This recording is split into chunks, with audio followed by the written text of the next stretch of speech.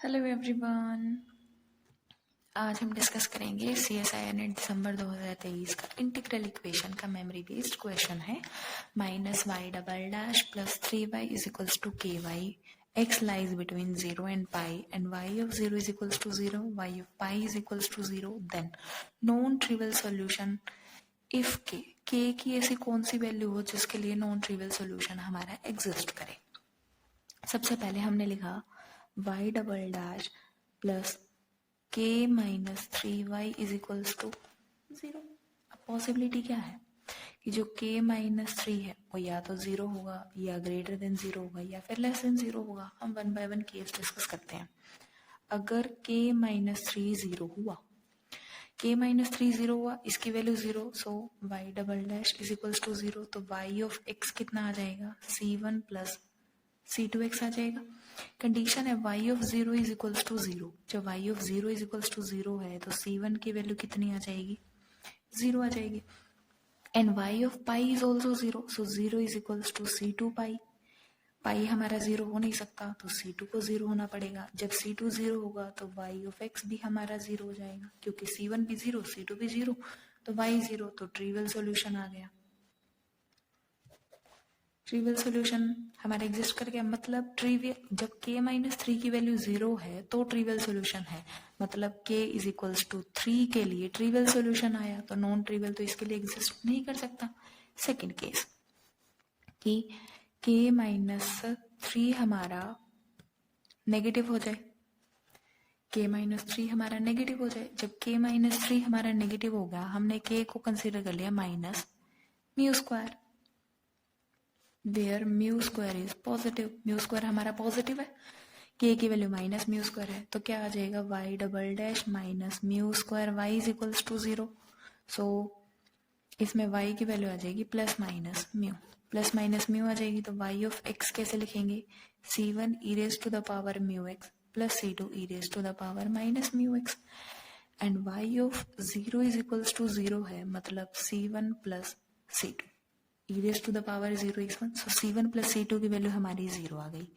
And y of pi is also 0, तो आ गया c1 e raise to the power pi x plus pi mu pi plus c2 e raise to the power minus mu pi is equals to 0।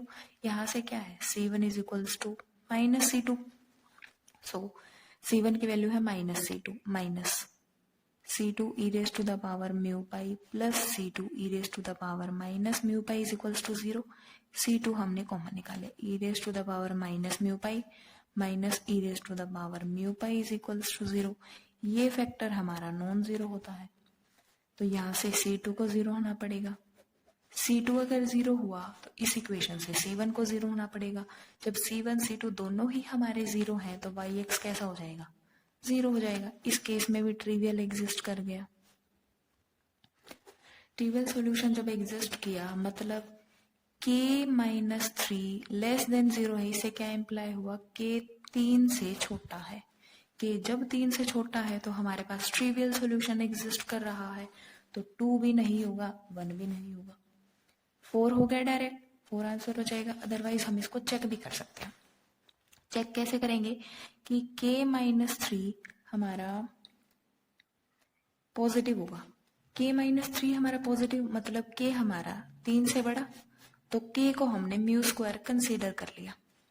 k को जब हमने mu square consider किया तो y double dash plus में mu square y is equals to 0 हुआ। सो यहाँ से y of x क्या आ जाएगा, c1 cos of mu x plus c2 sine of mu x। And y of 0 is equals to 0 है, सो यहाँ से c1 की वैल्यू कितनी आ जाएगी, 0। c1 की वैल्यू 0, तो y ऑफ x आ गया c2 sine of mu x। c2 sine of mu x हो गया। एंड y ऑफ पाई, इसकी वैल्यू कितनी गिवन है, 0, तो c2 sine mu pi is equals to 0। अब हमें नॉन ट्रिवियल सॉल्यूशन चाहिए। जब नॉन ट्रिवियल सॉल्यूशन चाहिए तो c2 को नॉन जीरो होना पड़ेगा। c2 को नॉन जीरो होना पड़ेगा तो साइन म्यू पाई को 0 होना पड़ेगा।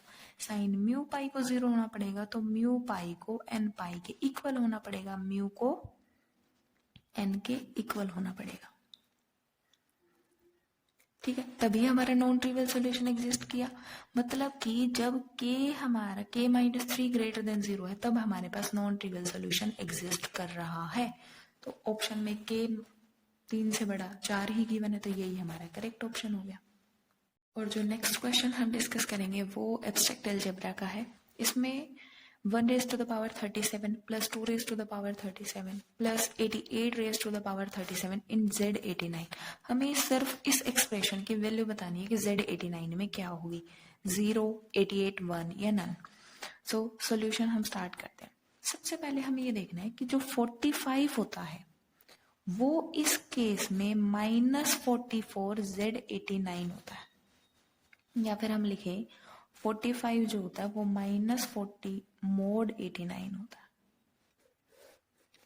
ये हमारा होता है। तो हम इस एक्सप्रेशन को लिखते हैं 1 raise to the power 37 plus 2 raise to the power 37, 44 raise to the power 37 हमने लिख लिया। नेक्स्ट क्या आएगा, 45 रेज टू द पावर 37। 45 को हम क्या लिख सकते हैं, -44, so -44 raise to the power 37। Next 46 को हम क्या लिख सकते हैं, -43 raise to the power 37। Same चलेगा। 88 को हम क्या लिख सकते हैं, -1 mod 89, so -1 raise to the power 37, ये हम लिख सकते हैं। ये सभी ओड पावर्स हैं, ओड पावर है तो नेगेटिव साइन हमारा बाहर आएगा। ये सारे हमारे प्लस के, ये सारे हमारे नेगेटिव, तो सब कैंसिल हो जाएंगे, तो ओवरऑल वैल्यू कितनी आएगी, 0। सो ऑप्शन ए हमारा करेक्ट हो जाएगा। Thank you. अगर आपको वीडियो पसंद आई हो तो आप लाइक करें, शेयर करें, कमेंट करें और चैनल को सब्सक्राइब करें। अगर आपने अब तक सब्सक्राइब नहीं किया है तो